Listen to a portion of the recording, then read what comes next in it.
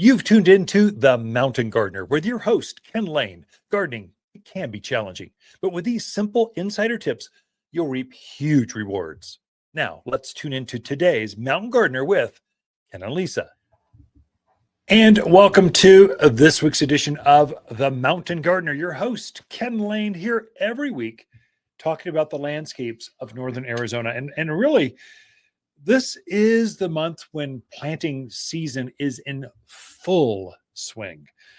You should be thinking you can start trees and shrubs. I mean, this is the time to plant lilacs. This is the time to put a spruce or a pine tree in, and it takes advantage of all the weather we had. We had a midweek little storm, but moisture. This is setting up the stage for a really good wildflower season. So they love this every couple of weeks, a little bit of moisture coming through. Oh, wildflowers are set up perfectly. Last year we had nothing but, I don't know if you remember, 2000, when was that? Last year was just rainy and snowy through May, really. It wasn't ideal. This is much warmer. In between the storms, it's much warmer, brighter, sunnier. And so this is what really sets the stage for a beautiful wildflower season, beautiful, showy, blooming shrubs like forsythia, lilacs, quince, your trees like redbuds, crabapples, serviceberries. They love this. And so it's good. You can put new plants in now. Things to watch for. So where rookies get confused, they're thinking just summer plants. They just remember planting with their grandmother and all they did was tomatoes and they did them in the summer. Well, this is not summer. This is still wintry, very early spring. And so you need plants that can take warm days, cold nights, a storm system every once in a while, frosty. There's plants that love that. Pansies are a great example. So we got a beautiful crop of pansies coming in. This is it's a flower. Pansies, you gardeners know, I'm sorry, I'm not putting you down, but for novices, maybe tuning in, just going, I just want to learn a little more. Pansies are a very early spring flower. It's got a flower about the size of a silver dollar. It's got a monkey face in the front of it, very fragrant to it. But these plants love this time of year. They don't thrive in summer. In fact, they poop out. Many times they just collapse going, I can't take the heat. It's too much.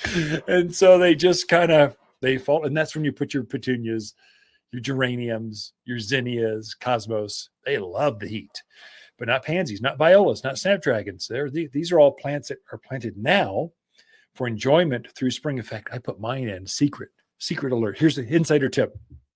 It's so mild up here that if you plant your pansies in the winter, late, like autumn, so September, October, they literally will bloom right through winter and then keep going through spring. And then finally in June, they kind of go, just too much. I can't keep doing this. And they fade. So timing, it's every time you move into a new or learn gardening to a new place, a lot of this has to do with what's the calendar? When do you do things? When am I working with the environment instead of against the environment? And so if you work against Mother Nature, you're going to have problems. And so you're not going to win. She's going to win for sure. But if you work with it, boy, it does you a great big favor. And that's what gardening is learning those sequences. And so what we're finding now, it is very much time, if you're working with the environment.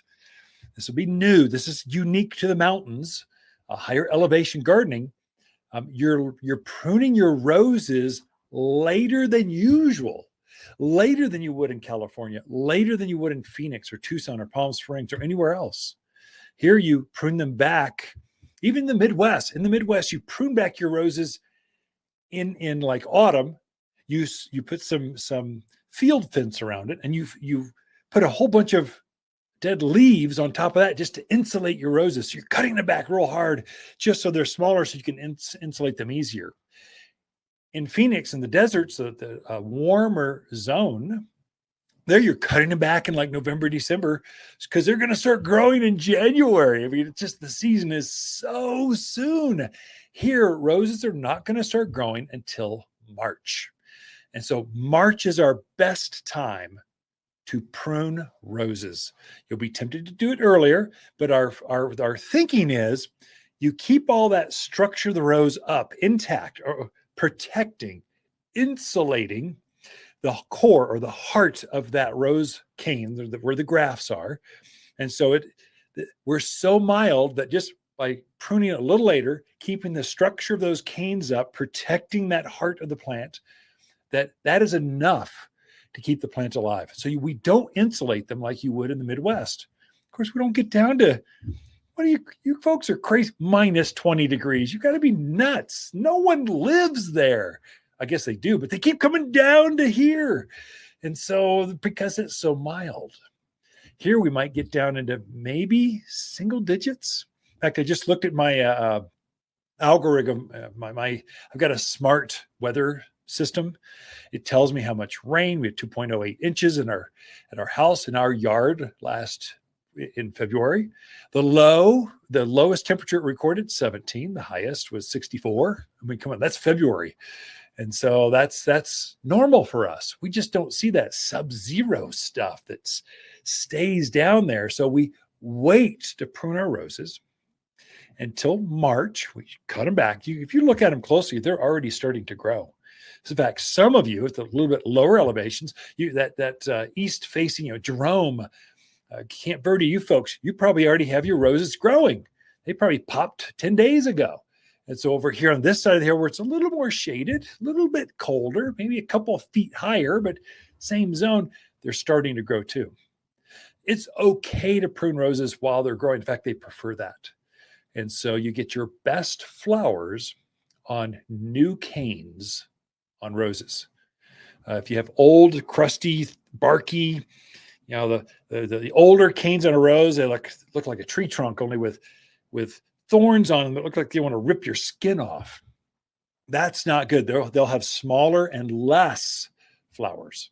So if you have vibrant new canes, green new canes, that's where your biggest. If you're going to enter a flower into the fair for the fragrance, you're going to encourage it to grow a flower and enter that flower on new growth, because it'll be bigger, better, fragrant. And trust me, prune in March. Here in the Central Highlands, the central part of Arizona, you'll have a better rose. You'll have an easier life, and you're not working against nature. You'll be working with nature. The other one to mention too, I've had quite a few folks mention hedges, from red tip photinias to euonymus to what else? Cotoneasters, junipers, all these hedgerows. Now is your time. So you could prune them back earlier and they wouldn't care. But you would. So many of these big hedges, once you cut them back, they have these big old barky stems to them. So they look butchered. You got to prune them back hard. Butterfly bush, you got to prune that thing back hard to get it to regrow again. So they're about to start growing. So personally, I like to prune back my hedges right before they're about to grow, so that I don't have to look out that living room window and look at this butchered hedge from January, February, March. I'm going to leave it like that through February and January and February. And I'll cut it back in March, fertilize it, so my pruned back hedgerow looks, once it pushes new growth, it looks good. So I'm trying to shrink that time between when I pruned it and when it's starting to grow. I just shrink that down. And March is your ideal time. If you make a mistake on any pruning, you can fertilize your way out of any mistake with pruning. I mean, to just chuck a few handfuls of the 744 all-purpose plant food down at the base of that plant, and it will pick that up, grow its way out. So if you're not quite sure where to, even on fruit trees, shade trees, if you're not quite sure, fertilize afterwards. And it will, if you're going to make a mistake, it'll be you didn't prune back hard enough. It's better to prune back hard and then fertilize and grow your way out of it. You'll have better plants for that. Bigger roots for less foliage mass, you get better growth. The book says you can prune back 30% of the foliage mass now. That's substantial. So anything more than that, maybe it's a little bit too aggressive. You take a couple seasons on it, but that's how you prune. You prune roses and hedges in March for best health.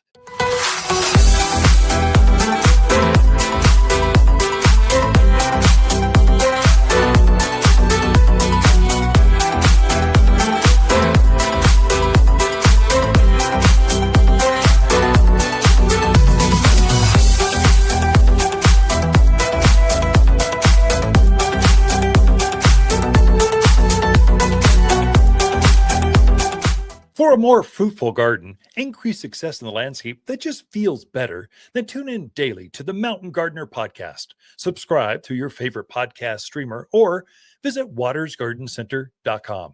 Better yet, visit me directly right here at Waters Garden Center. Thanks for tuning in.